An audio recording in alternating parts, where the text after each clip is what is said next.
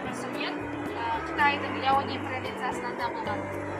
Ерекшелігі және де оның бас сүйегінде басқаларға қарағанда жіңішке болып келген. Болжамдар бойынша балықпен қоректенді деген пайымдаулар бар. Енді мына жағдаймыз. Бұл жерде сіздер динозаврлардың бас сүйектерін байқайсыздар. Динозавр шөп қоректі, шөппен қоректенген, мектепесіміздің жалғасы өмір сүрген. Стиль адам стиліне ұқсас және де ақштан табылған. Аллозавр ақштың Колорадо штатынан табылған, 155 миллион жыл бұрын өмір сүрген және де ірі динозаврлармен қоректенген. Енді жоғары қарай қараймыз. Бұл біздің паркымыздың ең үлкен динозавры, динозавры.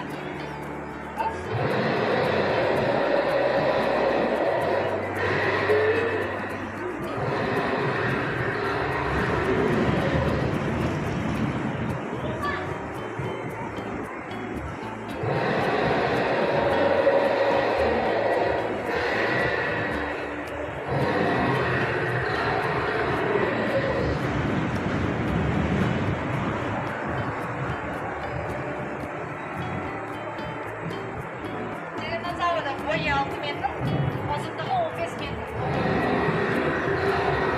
Қыртының мағынасы есірткілер патшасы деген білдіреді.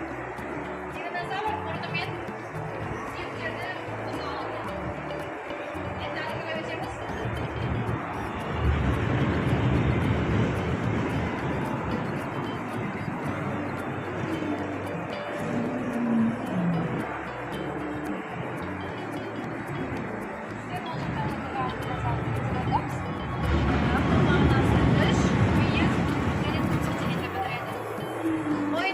Айналасындағы жер кезектері оларды басқа жануарлардың тістеуінен қорғаған.